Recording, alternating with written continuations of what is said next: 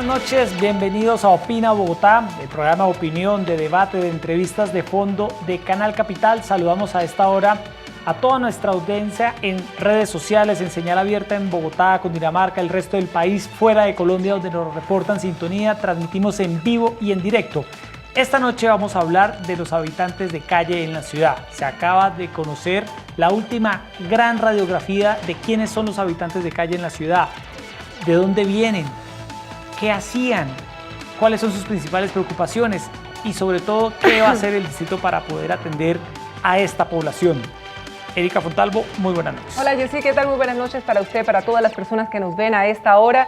Estamos en directo, 8:31 de la noche, y el DANE ha revelado los datos de este censo. Las cifras oficiales nos indican que Bogotá hoy tiene 9.538 habitantes de calle. La mayoría de estas personas se concentran en las localidades de Los Mártires, Santa Fe y Kennedy. Y a partir de estos datos, Yesid, es muy importante conocer la labor que adelantan unos ángeles, unos verdaderos ángeles, los llamados ángeles azules de la Secretaría de Integración Social, que día tras día adelantan su trabajo en la calle para acercarse precisamente a esta población extremadamente vulnerable e intentar que puedan definir un proceso de rehabilitación. No es fácil, muchas veces no lo logran, pero ahí persisten todo el tiempo para lograr llevarlos a los centros de rehabilitación del distrito. Para conocer los resultados del censo de habitantes de calle, para conocer la tarea que realizan precisamente estos ángeles azules, esta noche en los estudios de Canal Capital nos acompaña la secretaria de Integración Social, Cristina Vélez, quien venía desempeñándose como secretaria de la Mujer. Secretaria, bienvenida a Canal Capital. Bueno, buenas noches y muchas gracias por haberme invitado a hablar de este tema que es tan importante para la ciudadanía de Bogotá. Bueno, la primera pregunta es relacionada con el censo. Contrario a lo que la percepción, secretaria, esperaba de un crecimiento de habitantes de calle, este censo arroja una cifra menor de la que se esperaba. ¿Qué pudo haber ocurrido y qué explicación hay sobre este tema? La cifra global del censo de 2017 arrojó que había 9.538 habitantes de calle en Bogotá. Eso es un poquito menos de la cifra que había en el censo de 2011.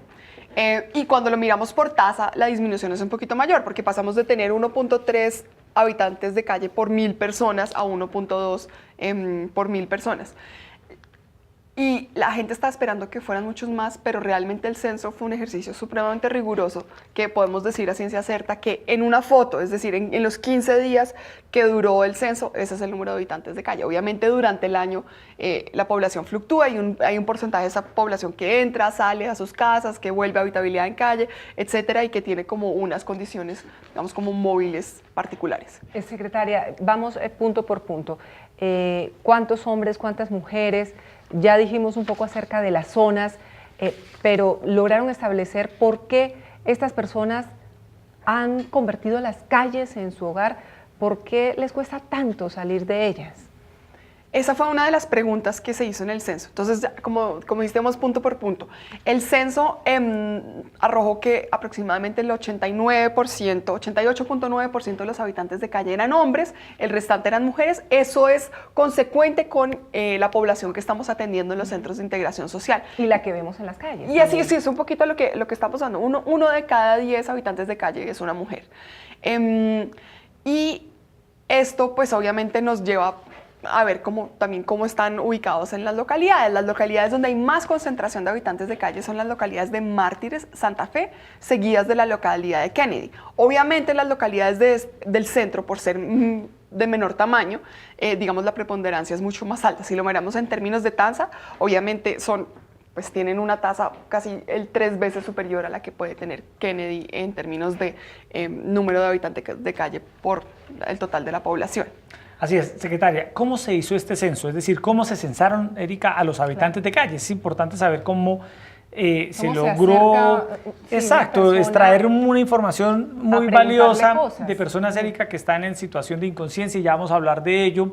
Y también esta pregunta es importante, secretaria, por lo que algunas ONG han señalado, que han dicho, Erika, que en Bogotá la cifra de habitantes de calle puede ser mucho mayor, pero si no confiamos en el DANE, Erika, pues entonces en qué entidad vamos a confiar en términos de censo. Eso es por eso, secretaria, importante establecer muy bien cómo se hizo ese censo. El censo se hizo en 3 etapas. La primera fue la etapa de georreferenciación de los parches, que eso es un trabajo que hace normalmente la Secretaría de Integración Social, la hace todos los años, y a partir de eso se diseñó cómo iba a ser la estrategia. Como es un censo, la idea es contar uno a uno, y ahora que estamos en estos debates sobre encuestas, etcétera, en las encuestas se saca una muestra. Aquí estamos mirando la totalidad de la población. ¿Y qué hicimos? Logramos entrevistar a más del 70% de las personas que contamos, y el restante, 30% aproximadamente, lo contamos por observación. Entonces, por observación, y como los Ángeles Azules participaron en el proceso del censo, además del equipo técnico del DANE, ellos conocen muy bien la población, entonces saben quiénes ya habían contado en el censo. Los que encuestamos les dimos una manillita para saber que ya habían participado, y obviamente con los datos que teníamos ya íbamos evitando repeticiones. A los encuestados se les hicieron 34 preguntas sobre todo tipo de cosas. ¿Por qué empezó a habitar la calle? Que era una pregunta que me acabas de hacer y no te contesté. Por ejemplo, nosotros esperábamos que la mayoría tuviera que ver con consumo de sustancias psicoactivas. Efectivamente, el 34% tiene que ver con este tema. Pero muy seguidito, el 33% dijo que llegaba a habitar la calle por conflictos dentro de su familia.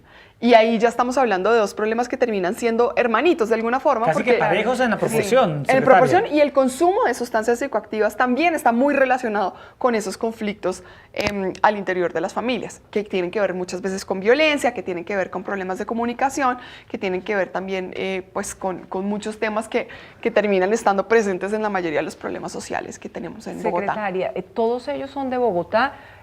¿Cuál es la proporción que existe frente a personas que terminan aquí en la ciudad de Bogotá, quizás muchas veces en esas ollas tan terribles, Yesid, lo que en su momento fue el Cartucho, luego lo que fue el Bronx?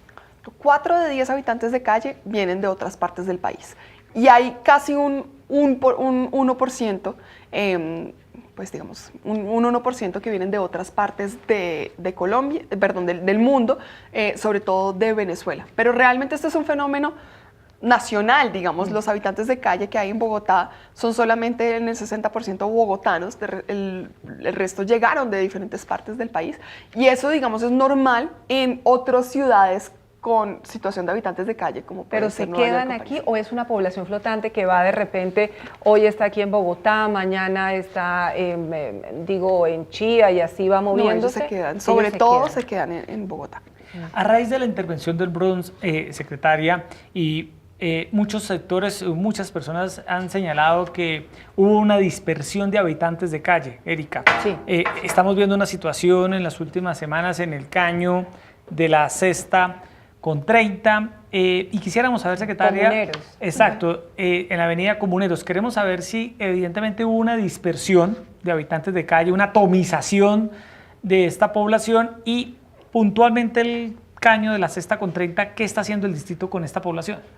Pues inicialmente, después de la intervención del Bronx, sí hubo una dispersión de las personas que estaban dentro del Bronx, pero dentro del universo de todos los habitantes de calle que hay en Bogotá, los que estaban dentro del Bronx son menos del 10%, pues menos de 1.000 personas había dentro del Bronx. Entonces realmente esto es un fenómeno desafortunadamente mucho más grande que lo del Bronx. Lo del Bronx fue crucial en la medida en que se intervino una zona que estaba vedada para las autoridades, que se había vuelto no una tierra de nadie, sino una tierra de casi que unos lores de guerra que eran dueños de los procesos criminales que ahí sucedían. Pero realmente el fenómeno de habitabilidad en calle también tiene que ver con otras cosas, tiene que ver, como les decía, con las familias. En el caso del Caño de los Comuneros sí está atado a expendio de drogas, y por eso fue tan importante para el proceso social las capturas que hubo la semana pasada de Sayayines, precisamente que estaban trabajando en esta zona, sobre todo cerca del barrio Veraguas. ¿Eso en qué se tradujo? Que en la semana pasada y en el puente logramos que 152 habitantes de calle que estaban en el Caño entraran a nuestros servicios de centros día y centros noche, pues a raíz un poco de esas dos intervenciones conjuntas de policía y pues de la Secretaría Social que estuvo presente durante toda la semana con los Pero es que además eso constituye un riesgo, porque ahora que ven que ya han empezado las lluvias, está lloviendo ya con mucha fuerza, se podría presentar una tragedia como ya ha ocurrido en otras oportunidades anteriores, cuando los habitantes de calle escogen estos espacios para convertirlos en sus lugares de estadía o incluso de residencia. Y habla usted de los Saiyajines, secretaria, que son esos hombres encargados de la seguridad que están al servicio de las mafias del narcotráfico, que utilizan a los habitantes de calle, que prácticamente los esclavizan a cambio precisamente de protagonizar desórdenes, mientras ellos se encargan de vender la droga y de comercializar todo el tema de la droga. ¿Siempre van de la mano unos con otros? ¿Es lo que se ha podido establecer? Es decir, donde están los Saiyajines están los habitantes de calle, o donde están los habitantes de calle aparecen luego los Saiyajines. ¿Cómo es esa relación que existe? Pues no en todos los sitios donde hay concentración de habitantes de calle hay Saiyajines, pero donde hay Saiyajines sí hay habitantes de calle. De hecho, pues aquí nos tenemos que volver a uno de los datos del censo, y es que más del 90% de los habitantes de calle encuestados dijeron consumir algún tipo de sustancia psicoactiva. Y si bien esto no estaba en la pregunta, porque eso no lo puede valorar uno individualmente, la mayoría de ellos tienen un consumo problemático que los hace muy vulnerables a ese tipo de situaciones. Entonces, obviamente, es muy fácil para estas como estructuras criminales organizadas poder enganchar a los habitantes de calle a través del expendio. Entonces, no siempre el fenómeno de habitabilidad en calle está atado a los Saiyajines, y uno en eso pues no puede estigmatizar a los habitantes de calle como atarlos inmediatamente a estas estructuras criminales, porque lo que son realmente víctimas de esos en algunos casos, como lo fue el Bronx y como potencialmente alcanzó a ser el Caño de los Comuneros. Pero sí. Secretaria, y el otro tema del que hablamos ahora era el tema de la inconsciencia de algunos de ellos, algunos habitantes de calle que consumen drogas, que consumen alcohol, pues no son conscientes, no tienen control de sí mismos. Y hay una sentencia de la Corte Constitucional que señala que, más o menos en palabras textuales, por virtuoso que sea el modelo de vida que se le pretenda imponer a este habitante de calle a través de la atención del distrito, el distrito, a través de sus políticas sociales, no puede obligarlos a ir a un centro de atención para que allí reconstruyan sus vidas. Y eso de alguna manera ha impedido que el distrito atienda con más, de alguna manera, fuerza a estas personas que necesitan recibir atención. En el caso de Bogotá, usted que lidera toda esta política de atención en calle a estas personas, ¿qué está haciendo teniendo en cuenta esta limitante de la Corte Constitucional? ¿Qué cree usted que hay que hacer ahí, secretaria? Aquí hay como dos aristas y después les cuento qué estamos haciendo en términos de intervención. Aquí en la sentencia de la Corte lo que hay detrás es un debate muy complejo sobre la autonomía de las personas. Y pues hay un punto en que las personas pueden moverse libremente por donde quieran. Hay unas disposiciones de la Corte frente a las dosis mínimas de consumo, pero sí hemos visto casos de personas que realmente se están haciendo daño importante y que ahí nos vemos absolutamente maniatados frente a poder obligarlos a entrar a un centro. Y les voy a contar un caso específico. Wendy no les va a dar el apellido, pero Wendy es la hija de una amiga mía del pasado, de un trabajo de la vida pasada. Wendy empezó a habitar la calle a los 17 años. Cuando empezó la administración de Enrique Peñalosa, sé que Wendy estuvo en IDIPRON, después la sacaron del Bronx, ella fue una de las personas que salieron del Bronx, y nunca hubo la forma de alguna forma de tener un poquito más de autoridad para que se quedara en los servicios. La historia es supremamente triste. Wendy no aparece hace más de un año, y de hecho sé que los Ángeles de Azul, los 700 Ángeles de Azules tienen la foto de ella, porque yo me encargué de mandárselos por el dolor de una familia. Entonces sí hay casos en los que el consumo es problemático y en los que sí hay una discusión que debe ser mucho más profunda frente a la autonomía de las personas, porque sí, las personas somos autónomas, podemos tomar decisiones sobre nuestras vidas, pero hay casos en los que esa autonomía está truncada. Esa es una cara de la moneda. Pero en ese punto, siendo Wendy menor de edad, en su momento la familia no pudo hacer nada, secretaria, para tratar de obligarla, entre comillas, a permanecer en uno de estos centros. No, y además pasó que cumplió 18 justo en ese momento. Y lo que pasó, que ese es el otro lado de la moneda, es que en un momento, en uno de esos intervalos, la mamá decidió internarla en un sitio privado, a la fuerza. Y el proceso no funcionó, o sea, no hubo adherencia al tratamiento. Entonces ahí termina habiendo como otros factores que al fin y al cabo la autonomía no solamente media si usted va o no va a los centros, pero sí es definitivamente un paso clave para la adherencia a los programas. Y ahí viene lo que estamos haciendo. Claro. Lo que hacemos nosotros ¿Qué hacer con esa limitante? Insistir, insistir, insistir, insistir. Básicamente lo que hacen Los Ángeles Azules es tratar de convencer a las personas de que accedan a los centros, pero los que no hacen un tratamiento en calle con servicios que van de todo tipo, desde peluquería en la calle, hasta partidos de fútbol, hasta jornadas de autocuidado y de cuidado del entorno, y se han vuelto muy creativos en hacer actividades para los habitantes de calle que dicen, o sea, que yo no me voy a ir a ese centro, pero tal vez voy a participar en esto.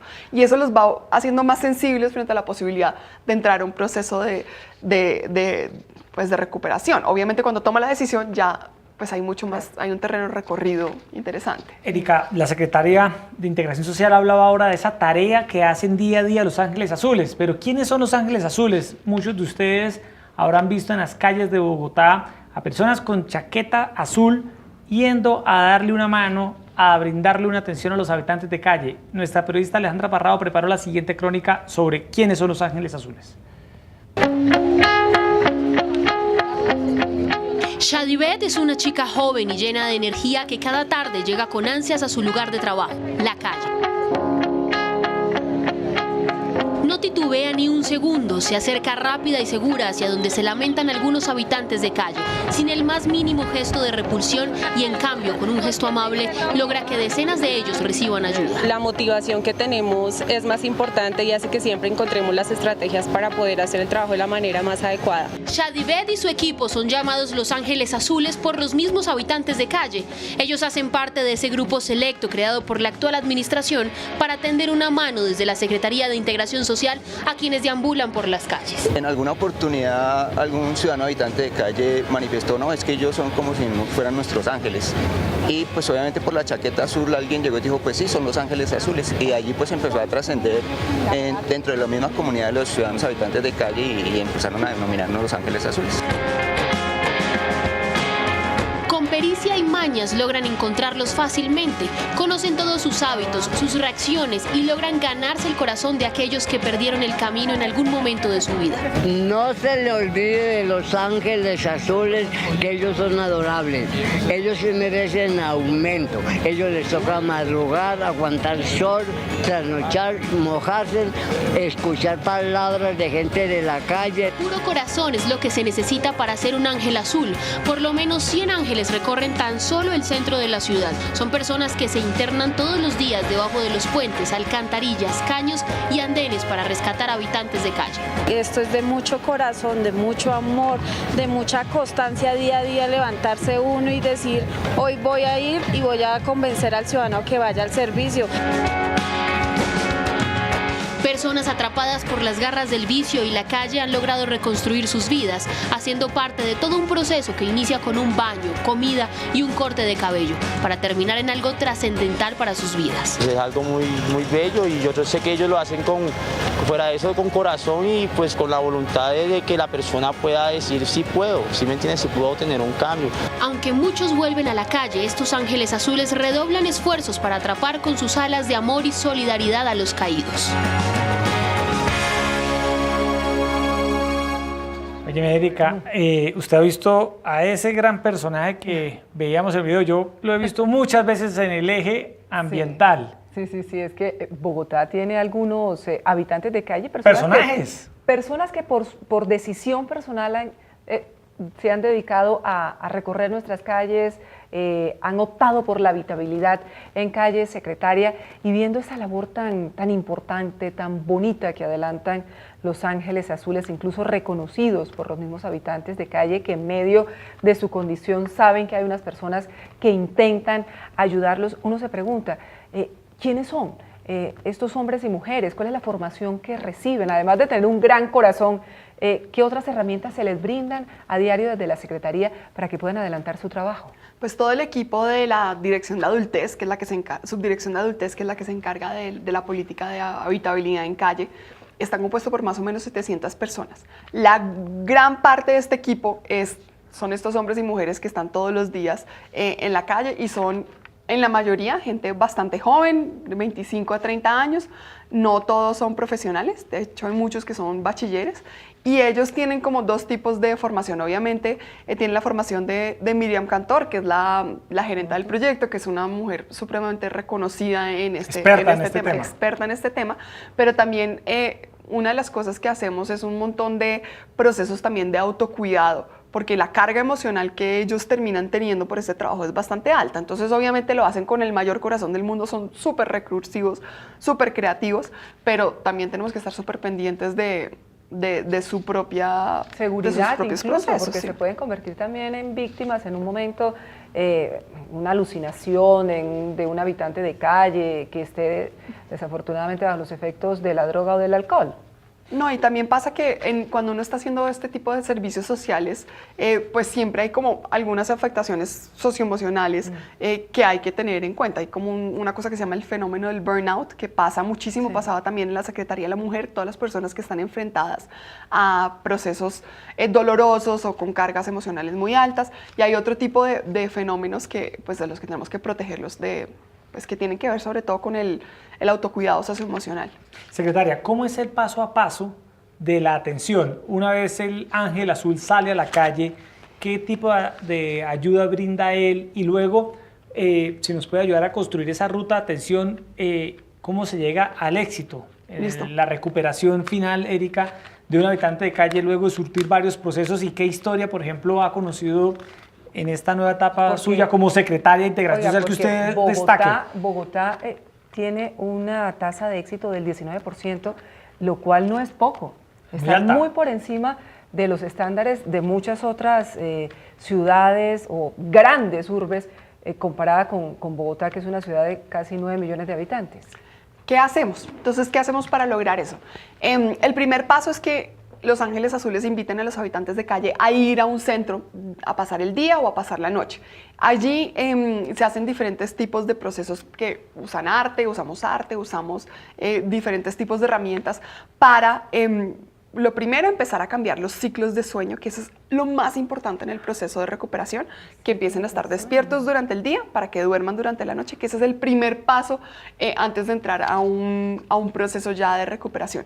Y la mayoría de los habitantes de calle van un día, después ya dejan de ir 2 días, después van 2 días seguidos, después de dejar un ratico, y eso van de a poquito como empezando a enrolarse en el proceso. Cuando ya están listos, entran a una comunidad de vida o a un proceso, digamos ya de recuperación, donde viven con nosotros durante un tiempo prudencial en el que están primero en un proceso, la mayoría en un proceso de desintoxicación, los que tienen temas de consumo, tienen, digamos, una atención integral de psicólogos, de trabajadores sociales, etcétera. Vamos, usted ya acabó el bachillerato, no acabó el bachillerato, quiere buscar trabajo, no quiere buscar trabajo. Y cuando ya están listos, empezamos a hacer el paso de ya reconstrucción de su vida, de reconstruir los lazos familiares que pueden estar rotos, de conseguir un trabajo. Y ese es el último paso. La tasa de 19% de éxito es de las personas que entran al proceso de recuperación, no los que van de día a día a los centros nuestros, porque de hecho más del 90% de los habitantes de calle que hay en Bogotá han recibido algún tipo de ayuda del Estado. Si no son los 2.200 que en los últimos 18 meses de vigencia del plan de desarrollo del alcalde Enrique Peñalosa han entrado a los servicios ya de proceso de recuperación. Conscientes de eso y un poquito con la información del censo, este año vamos a abrir 5 centros nuevos, porque una de las cosas que nos hemos dado cuenta y una de las razones que llevan a que no lleguen a los centros es que hay algunas personas que no se sienten cómodas con la atención. Entonces vamos a abrir un centro especializado para mujeres, entendiendo que las mujeres que están en la calle son supremamente diversas. Eso es uno de los factores que tenemos que tener en cuenta, en edades, en orientaciones sexuales, también en identidades de género. Ahí hay un tema que es mucho más preponderante que en otros segmentos de la sociedad. Uno para adultos mayores, que también necesitan una atención especial y no necesariamente estar con los muchachos más jóvenes les sirve. Y el tercero es un centro de atención que lo hemos denominado para carreteros, donde podemos atender a los habitantes de calle con sus mascotas, aquellos que tienen relaciones de dependencia con sus mascotas. Y además de esos vamos a tener una nueva comunidad de vida, que eso sí es para diferentes tipos de habitantes de calle, y una comunidad de egreso, que es el último pedacito del proceso de recuperación. Pero mire, Jessy, nosotros estamos visibilizando el trabajo de los ángeles azules, porque los vemos en las calles, pero detrás de todo este trabajo de rehabilitación de los habitantes de calle, de esos hombres y mujeres que toman la decisión de decir, me quiero desintoxicar, quiero reencontrarme con mi familia, quiero avanzar en este proceso, lo cual exige una enorme fuerza de voluntad. Secretaria, hay un batallón de personas. Alguna vez hablaba con una señora que lavaba la ropa de los habitantes de calle, muchas veces en esos hogares de paso, que simplemente van eso, a ducharse, a tomar algo caliente. Ella lavaba la ropa de los habitantes de calle, se la despercudía, calcule usted cómo puede estar, y luego se la entregaban nuevamente. Es decir, hay muchas personas alrededor de estos esfuerzos que se adelantan para transformar la vida de estas personas. Ellos también definitivamente son ángeles azules. Incluso tenemos unos centros que se llaman centros de alta dependencia, donde hay ex habitantes de calle que por razones de la vida no pueden ser autónomos porque sufrieron algún tipo de accidente o por el consumo tienen, pues digamos, afectaciones cognitivas o psicosociales, y ellos viven con nosotros, y pues viven con nosotros porque casi que uno asume como todas las personas que están en protección en la Secretaría Social de la Alcaldía, pues terminan siendo como hijitos temporales mientras uno está en este cargo. Y son más de 200 habitantes de calle que están bajo nuestra protección permanente, y ahí estarán. ¿No tienen familia?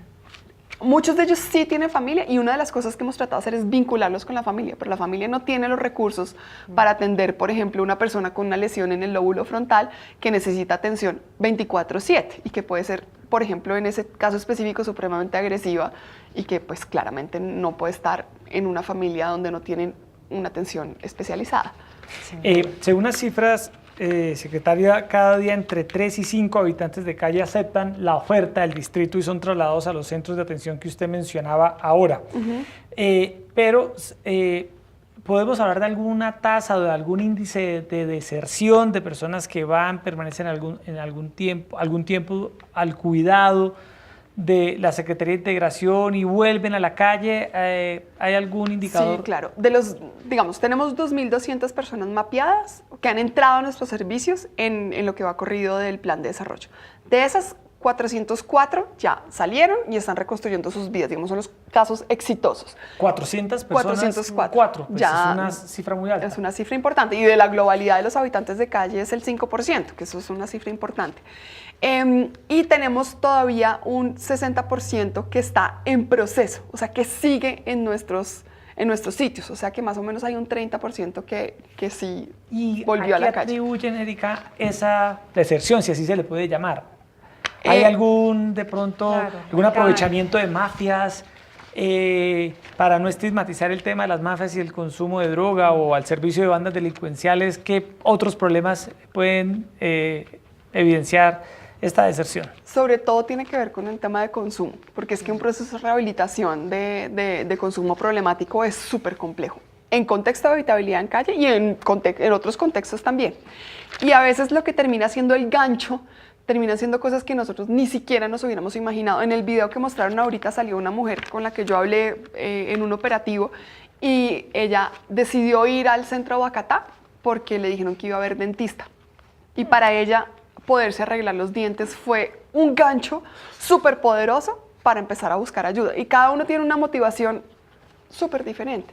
Otro habitante de calle, Jesús, me estaba mostrando los WhatsApps que le mandaba a su hija, y los WhatsApps eran noticas que tenía en el bolsillo y que le estaba escribiendo a su hija de 16 años para poderle entregar el día que se encontraran. Entonces cada uno tiene digamos, como una motivación diferente, y aquí estamos hablando de procesos personales súper complejos y también de unos trasfondos muy difíciles que ya sabemos que muchos tienen que ver con violencia al interior de la familia, y obviamente el proceso de recuperación tiene que pasar por sanar el consumo, pero también sanar muchos Claro, muchas cosas dolorosas muchos que viven temas del pasado. familiares, sobre todo porque ese reencuentro con la familia, ellos que lo anhelan siempre, porque cuando uno habla muchas veces con los habitantes de calle, ellos siempre dicen quiero reencontrarme con mi familia, pero claro, se sienten en esa condición atrapados por la droga o en medio de enfermedades, de situaciones tan adversas que no los dejan. Mire lo que nos dice Jill 1207 frente a la labor de Los Ángeles Azules. Así debe ser siempre, no desfallecer en esta labor tan linda, recuperando vidas. Secretaria, de esos exhabitantes de calle, muchos de ellos se convierten en ángeles azules, tienen la posibilidad de hacerlo o de acompañarlos para motivar a sus viejos conocidos de que es posible dejar esa vida. Hay algunos ángeles azules que fueron exhabitantes de calle, pero no son el grueso, la gran mayoría son personas con otro tipo de experiencias. Pero sí sabemos que la empleabilidad es uno de los factores clave al final del proceso. Estamos ahorita precisamente terminando de ponerle las piezas a una rueda de empleo que vamos a hacer después de Semana Santa, en el que tenemos más de 2.000 vacantes de diferentes empresas, entidades privadas que van a ofertar a población vulnerable, incluyendo habitantes de calle, porque sabemos que pues, si hay una empresa que está dispuesta a contratar a exhabitantes de calle, pues no le podemos soltar la pita. Apenas diga que está interesada, le cogemos la pita y pues y la idea es que podamos... También, claro, por supuesto. El acompañamiento psicosocial lo haremos. Y ese tema de la vinculación laboral de exhabitantes de calle se está dando en Bogotá con fuerza, secretaria. Pues vamos a hacer esta feria después de Semana Santa. No tenemos definida la fecha, ser como el 14 de abril, Aleja, 14 de abril, aquí yo. Aquí está la asistente. Me pregunta el dato. ¿Y sería para cuándo la feria, imaginaria. secretaria? Y sería después de Pascua, creo que el 14 de abril, no tenemos una que feria para confirmarlo, que las es una empresas feria de vinculen a esos empleabilidad. habitantes de calle. Porque le pregunto justamente este tema, secretaria, porque el censo también arrojó quiénes son estos habitantes de calle en términos de formación, de educación. Erika, sorprende uno, ¿no? ha habido casos, por ejemplo, de uno. la intervención del Bronce, se conocieron casos de personas que eran profesionalmente muy exitosas y terminaron presas de la drogadicción en lo que era este infierno. Y el censo ha dado luces sobre quiénes son los habitantes de calle en términos de educación, en términos de fuerza laboral. ¿Qué cifras destaca usted? Pues es que uno de los grandes mitos que ayudó a derrumbar el censo es que la habitabilidad en calle y la pobreza extrema son fenómenos atados y no tienen nada que ver. Las razones por las que la gente llega a la calle no tienen que ver, tienen que ver en una proporción muy pequeña, del 6%, con problemas económicos o problemas sí, pues básicamente acceso a recursos. La mayoría de los casos tienen que ver con problemas dentro de las familias y con consumo de sustancias psicoactivas. Y por eso cuando miramos la población y el tipo de educación que tiene, tenemos gente con educación profesional, tenemos gente con todos los niveles de educación, muy similar a si cogiéramos una muestra aleatoria de bogotanos. O sea, no son menos educados que una muestra aleatoria de 9.000 bogotanos. Si miráramos 9.000 bogotanos y 9.000, pues los 9.000 habitantes de calle, probablemente tendríamos una cifra muy parecida en términos de acceso a educación. Secretaria, ahora usted que insiste en este tema,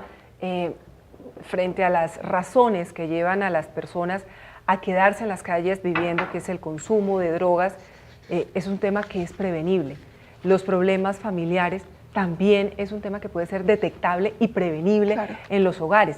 ¿Cómo se está trabajando también, no solo ya en un tema de atención, sino de prevención? Por ejemplo, jóvenes en los colegios, jóvenes muy vulnerables en la ciudad de Bogotá, que puedan caer en esos dos escenarios, en el consumo de droga y que se sepa que tienen conflictos familiares porque vienen de familias desestructuradas, donde sus padres quizás están pagando condenas en las cárceles o simplemente los abandonaron desde hace mucho tiempo. En este caso la prevención es crucial y el censo precisamente, como lo mencionaba, nos dio las pistas de dónde hacer una prevención más efectiva y viene desde las familias. Y por eso hemos seguido trabajando dentro de la estrategia de las familias que tejen y protegen, que es una estrategia que busca, digamos, fomentar el cuidado dentro de las familias, porque en esencia las familias, como sea que estén compuestas, porque las familias son diferentísimas, pues son el centro de cuidado de la sociedad y eso es lo que nos va a prevenir este fenómeno y muchos otros. Y una de las cosas que a mí, y no es por sonar regañona, pero una de las cosas que nos saca este censo es que mucha gente tiende a pensar que el fenómeno de habitante de calle es una cosa que está pasando allá, a deshumanizarlos totalmente y se les olvida cuál es el vínculo que tienen con el proceso. ¿Qué tengo yo que ver con el proceso? Puedo obtener muchas cosas, no solamente fomentando la desestructuración de las redes de cuidado a través de la violencia o muchas otras cosas, o con cosas, o del abuso, o con muchas cosas chiquiticas que uno cree que ayudan un montón, como dar 1.000 pesos para lavarse la conciencia a un habitante de calle, o comprar 5 mogollitas, o un montón de acciones que uno cree que son súper altruistas y que a la larga terminan haciéndole daño a esa persona. Secretaria, este censo de alguna manera, más allá de permitirle al distrito, a la alcaldía tener claro el diagnóstico de la población, ¿va a cambiar en algo, va a influir en algo en la política pública de atención de habitante de calle? ¿Va a haber algún nuevo modelo de atención? ¿Va a haber algún cambio en ese sentido? ¿Algunos nuevos programas? Como tal, el censo, ¿para qué va a ser usado? El censo es el insumo básico para hacer estos 5 centros nuevos de atención, sobre todo los que tienen enfoque diferencial, que vamos a atender las necesidades específicas. Por ejemplo, este centro de que usted hablaba, que Erika va a llamar mucho la atención porque es un centro para que los habitantes de calle vayan con sus mascotas y puedan ser recibidos con sus mascotas. ¿En dónde va a quedar? ¿En qué parte de la ciudad va a estar? Eso es un tema que está todavía en discusión. Se está definiendo la ubicación. Tenemos 2 meses más, 3 meses más de ley de garantías y apenas se levante ley de garantías vamos a salir con el proceso de contratación para ubicar el centro. Ya estamos hablando con Catastro para identificar dónde puede ser ese predio, porque no es obvio, porque ese predio en específico tiene que tener espacios verdes para poder tener mascotas, pero ya está, por ejemplo... ¿Cuántos centros de atención en total para habitantes de calle puede llegar a tener en estos momentos Bogotá? O debería tener. En este momento tenemos 19. No sé, sumando los de DIPRON, les quedo debiendo esa cifra, usando la carta de nuevo todavía. Claro. Pero estos 5 nos van a permitir aumentar la capacidad en 450 personas. Frente a lo que tenemos ahorita. De atención y de rehabilitación. Pero además de todas estas acciones, secretaria, ¿qué tanto se viene trabajando como con otras secretarías? Por ejemplo, con el IDIPRON, en el caso de los menores de edad, o con la misma Secretaría de Educación en materia preventiva, porque hay muchos menores que, por ejemplo, fueron detectados en su momento en el Bronx, muy amenazados por esta situación de extrema vulnerabilidad que, como dice uno, pueden estar a un paso de convertirse en habitantes de calle.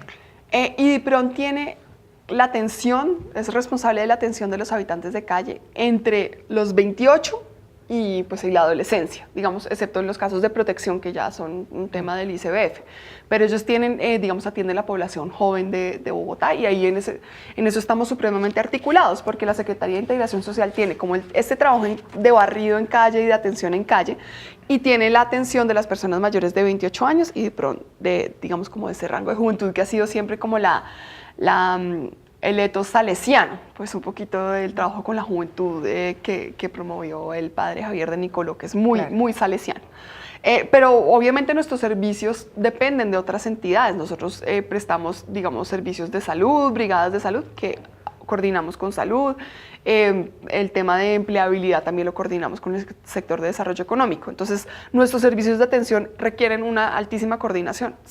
También procesos culturales vienen de la Secretaría de Cultura, de IDARTES, y tenemos que articularlos para tener esa oferta integral. Pero en el tema de prevención, sí ya educación termina siendo el actor principal. ¿Por qué? Porque actualmente tenemos en el distrito un convenio para la prevención de sustancias del consumo de sustancias psicoactivas, que es un convenio entre educación, la Secretaría Social, la Secretaría de Seguridad, y ese es el marco pues, para hacer mayor prevención que a la larga pues, es lo que nos va a permitir, ojalá cada vez tener menos ángeles de azules, necesitar menos ángeles azules porque hay menos personas entrando a la calle. Claro. Secretaria, se va a cumplir ahora en mayo, Erika, 2 años de la intervención del Bronx. Mucha gente se pregunta, ¿hay algún pequeño nuevo Bronx en crecimiento en estos momentos en Bogotá? ¿Alguna zona de la ciudad donde ustedes estén detectando una concentración de habitantes de calle? Más allá del canal de los más comuneros. Allá, sí, del canal de los comuneros, ¿hay alguna zona de la ciudad donde se esté advirtiendo algún problema similar al que en su momento dio origen al Bronx? Pues nosotros tenemos mapeados los parches en Bogotá, los parches Claro. de habitante de calle, y estamos muy pendientes de las concentraciones, digamos, problemáticas. Y yo creo que una de las cosas que pasó en el Caño de los Comuneros fue precisamente una intervención oportuna que tuvo un componente policivo, pues que dependió, por supuesto, de la Policía Metropolitana y de la Secretaría de Seguridad, pero tuvo un componente social muy intenso que sigue sucediendo de presencia permanente en el Caño. ¿Cuál es la gran diferencia? Que nosotros estuvimos ahí siempre, o sea, no se volvió un territorio vedado. De hecho, yo estuve ahí la semana pasada, en la madrugada del miércoles, y digamos que hasta ahora no tenemos una zona vedada para las autoridades, pero sí estamos muy pendientes de cualquier tipo de concentración, mapeándolo, georreferenciándolo y haciendo intervenciones, digamos, interdisciplinarias. Bueno, eso en cuanto a las acciones frente a los habitantes de calle, uno se pregunta, porque claro, ve un habitante de calle que se acerca a su vehículo con intención de robarlo, con intención de agredirlo, o se lo encuentra en la calle. Muchas personas que van con su familia, con sus hijos, lo que hacen es cruzarse al otro lado de la calle, o como usted bien decía hace un momento, darle una moneda como para quitárselo de encima y evitar que le haga algo. ¿Qué tipo de acciones de sensibilización se adelantan, si es que se hacen, secretaria, frente al resto de las personas que vemos los habitantes de calle muchas veces como una amenaza y no como una población vulnerable utilizada, por ejemplo, por este tipo de mafias de narcotráfico? Pues claro que la reacción normal de cualquier ciudadano es esa, sobre todo ante un potencial robo. Si lo están amenazando a uno, pues uno reacciona, claro, pues con miedo o con alerta, porque pues es normal, y con prevención, porque claro, pues uno no puede esperar que la gente, pues que seamos todos, no sé, como una especie de seres iluminados que no tenemos ni miedo, ni angustia, ni prevención. Y obviamente en ese escenario es muy difícil de la ciudadanía decirle, no, siempre entiéndalo como una víctima cuando lo está victimizando. Yo creo que sí tenemos que entender que la mayoría de los habitantes de calle son víctimas de estructuras pues que venden sustancias psicoactivas y por ende los enganchan, pero también en ese tipo de casos ellos también tienen que ser responsables de sus actos, y en ese sentido yo creo que la denuncia es muy importante, porque a pesar de la situación de vulnerabilidad, pues no son exentos de responder ante la justicia por cometer un delito, y un ejemplo extremo, yo sé que esto es bastante extremo, pero en el caso del monstruo de Monserrate hubo, en la primera sentencia que salió en este caso, el juez, no me acuerdo si el juez o la jueza, no me acuerdo específicamente quién fue, atenuó, pues había un atenuante en la pena por su propia vulnerabilidad. Y como ese caso lo estaba manejando la alcaldía de Bogotá, pues apelamos precisamente diciendo que en esta situación pues estábamos, si íbamos a medir vulnerabilidades, probablemente la de una mujer habitante de calle en una situación, digamos, de riesgo era más preponderante que la de él siendo habitante de calle, y en últimas el juez de segunda instancia reconoció ese factor, y la última condena, digamos que le dio una pena sin ese atenuante. Y creo que uno no puede confundir una cosa con la otra. Sí, efectivamente está en una situación de vulnerabilidad, sí, efectivamente pues tienen privaciones de derechos, pero eso no los hace, digamos, ajenos a tener que responder por actos violentos o ante la justicia. Bueno, pues secretaria, se nos acabó el tiempo. Muchas gracias por estar esta noche en vivo y en directo por Canal Capital, hablando de este censo, Erika, de habitantes de calle, de la espectacular labor que hacen los Ángeles Azules todos los días en las calles de la ciudad, y dando respuesta a este desafío de atención a esta población que necesita de la ayuda de todos nosotros. Muchas gracias por estar con nosotros, secretaria. Gracias a ustedes por acompañarme, también por invitarme. A todas las personas, secretaria, que nos han acompañado a través de redes sociales y que nos han visto, porque sin lugar a dudas, Jessy, este es un tema que siempre que lo tocamos aquí en Opina Bogotá genera un gran interés. Claro. Al fin y al cabo es una realidad. Ellos están ahí, forman parte no del paisaje, sino de una población de la ciudad de Bogotá, vulnerable, utilizada, con problemas, que necesita atención sin duda, pero son una realidad en la capital del país, como en muchas otras ciudades de Colombia. Lo que pasa es que aquí se notan más porque evidentemente son 9.500 y esa no es una cifra menor. Bueno, a todos ustedes muchas gracias por estar con nosotros en Opina Bogotá. Mañana los esperamos nuevamente a las 8:30 p.m. Vamos a hablar con el secretario de Seguridad, Daniel Mejía, sobre un tema que él ha planteado y que ha generado opiniones diversas en la ciudad, y tiene que ver con la autonomía universitaria a raíz de incidentes de violencia en la universidad pedagógica. ¿Puede la fuerza pública intervenir en estos espacios? El secretario ha señalado que sí, porque estos espacios no se pueden prestar para esconder explosivos y para planear atentados contra las autoridades. El rector de la pedagógica ha hablado de la autonomía universitaria, un tema de actualidad, y los esperamos mañana para conversar aquí en Opina Bogotá. Muy buenas noches. Gracias.